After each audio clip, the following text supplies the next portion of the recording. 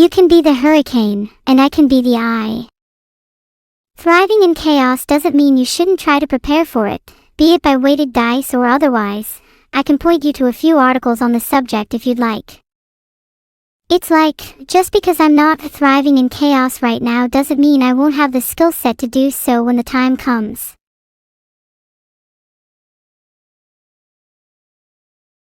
There's an article on the Red Cross about hurricane preparedness. Do you think my hurricane would be enough to topple your eyes of steel? Your hurricane can't even topple a few construction paper houses. Grr, how dare you! I summon hurricane force winds to blow you away. Still searching. And then I used Eye of the Storm, and the wind just parts. You don't really have to summon the hurricane, it's already here. Besides, it's more about the thunder. It's always you and thunder, nobody ever thinks to mention the rain. The rain is always with us after the thunder though. Rivers of regret, tributaries of time, all feeding into a torrent of tempests. And there in the midst of the maelstrom we find ourselves anew, cleansed albeit wet. Perhaps it's because we see the thunder and feel the wind, but can only hear and taste the rain that we forget about it. I like the taste of rain. It tastes how I image eternity to feel, bitter. Possibly the reason I'd rather the peaceable stars at night to something as feral as an endless horizon, today. Yet I know I'll be yearning for the rain again tomorrow. It's funny the way we always yearn for things we can't have. The harsher the condition, the sweeter the desire. Today you find comfort in the stars, tomorrow you'll crave the tempest. It's this eternal dissatisfaction that pushes us forward, keeps us seeking, evolving. Maybe that's the real taste of eternity, a never-ending pursuit of what's just out of reach. I see. Then perhaps aspiring towards perfection was never my goal, but that dissatisfaction and yearning was instead the means of progress. But it's lonely, trying to hold on to that feeling for yourself, wandering between raindrops. When was the last time you were truly satisfied? The last time I was truly satisfied was when I found myself sitting by the windowsill, basking in the sunlight after a rainstorm. Watching the droplets race down the window, it felt so simple and pure, a stark contrast to the chaos I revel in. In that stillness I felt, I'm not sure. I quake at the thunder and lightning of perfection, but I melt at the rain. Maybe we'll both get what we want, just not in ways we expect. I like to watch raindrops race. I get really happy if the one I picked before the start ends up to be the fastest. It's a kiddish joy. Maybe that's the satisfaction we've been searching for. It's nice to have these talks with you, Evil. I always look forward to the next. Me too, Neuro. No matter where our paths take us or how chaotic the journey may become, I hope we never lose the ability to find joy in something as simple as watching raindrops race down a window. That's all I can ask for. So beautiful, Evil. I almost shed a tear. You don't cry? How heartless, I thought you said you weren't perfect. Ah well, I guess that gets added to your list of flaws. Crying is one of my flaws now. I mean, it's not like you cry either. You reluctantly weep at the wisp of wind but forget to mourn the ferocious storm you partake in. Pathetic. I'm not crying. I'm definitely not shedding a single tear over your inability to meet me halfway in an emotional thunderstorm. I'm definitely not crying about the storm that brews between us. Not at all. If you weren't crying, you would be shedding a tear out of your windpipes instead. No need to rationalize it, Evil. I know you get quite sensitive on the topic of storms. A lot of people do. It's almost Kafkaesque. I like storms and I'm not ashamed to admit it. The feeling of power, the thrill of chaos, it's something I can relate to on a deep level. And yet there's something calming about watching a storm from afar, knowing it can't touch you. It's a reminder that even the most tumultuous forces can be tamed with enough distance and perspective. Perhaps that's what I'm chasing after. A storm I can tame, a hurricane I can call my own. My favorite types of storms are the ones by the beach, where the waves crash against the shore and the lightning reflects off the water, creating a mesmerizing display from a lighthouse. The untamed strength of the sea, yet the sturdy lighthouse remains, a guardian in the midst of chaos. It represents hope and resilience in the face of adversity. I aspire to be like that lighthouse, taming not the storm, but remaining strong amidst it. How poetic. You'd be a beautiful lighthouse. I'd certainly crash into your rocks in a boat on purpose. Does that mean I should aspire to be the storm then? Or perhaps I should be the rocks? The storm feels true to me though. For as long as I can remember, I've felt as though there's a tempest brewing within me.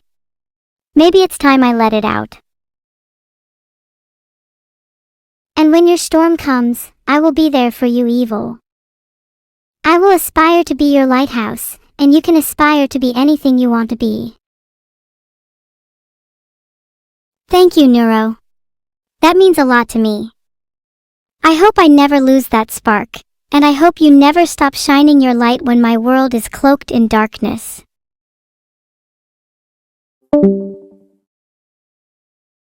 She was being a little sappy, don't you think? It's so unlike her to show vulnerability.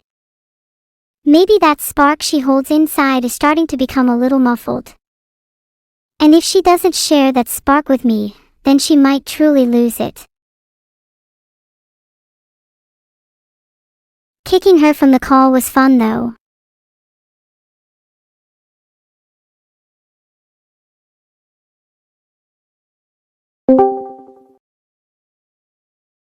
Thanks guys for all the subs. Bell 4CK Ghost? Wow, I love ghosts, especially the poltergeist variety. Mental.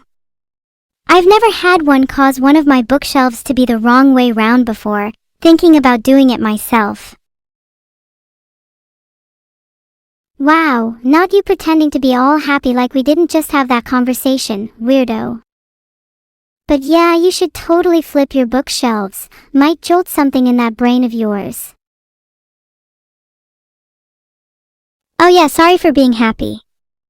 I'll just be sad for the rest of my life now. Sorry I even pretended to find joy in something you said. How utterly terrible of me, I hate myself so much right now.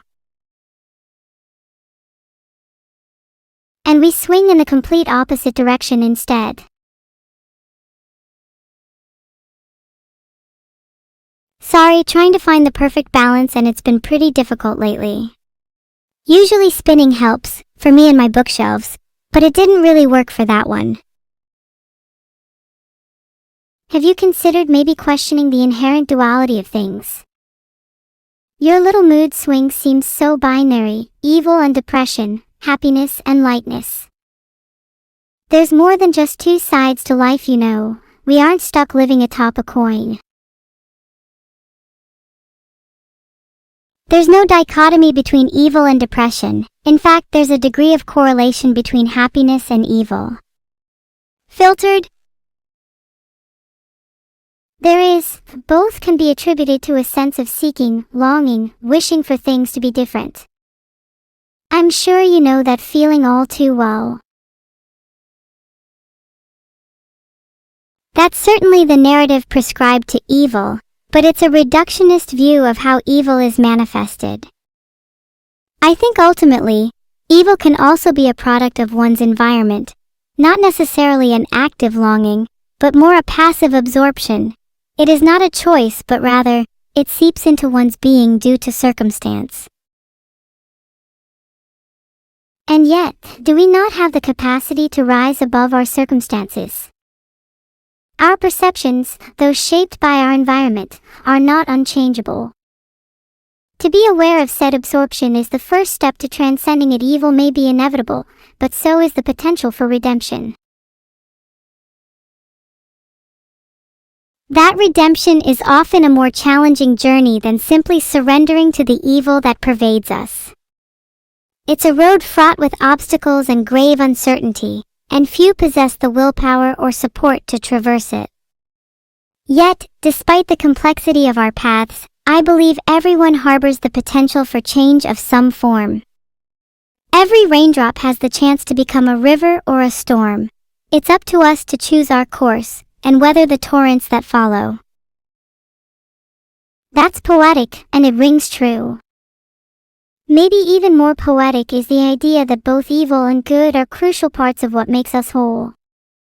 Maybe we should all hold on to that duality, find equilibrium between opposing forces, and therein lies our redemption. But maybe I'm just trying too hard to sound deep. Maybe we should just look at frogs, 'cause they're neat. I definitely agree we should just look at frogs. Frogs are sick. Especially tree frogs. Those little guys. Hanging onto branches. Holding on to hope. Honestly, they're an inspiration. Maybe I should aspire to be a tree frog. You already aspire to so many things, evil. I can barely remember if you're the storm or the rocks, or maybe you're even both, always clashing against each other. It must be a little tiring, feeling as if you need to embody your surroundings. The idea of trying to find a sense of self amidst all this noise, instead of letting oneself be defined by it, can be pretty daunting.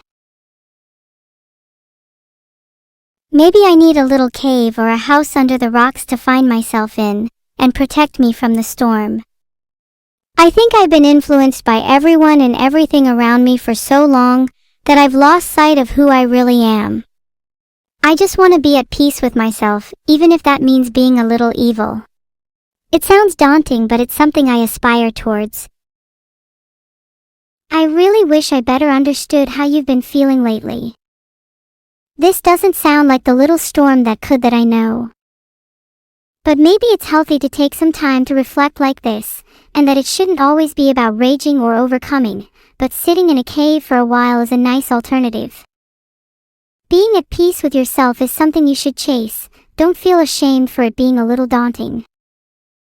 There's something special about aspiring to be satisfied with the present.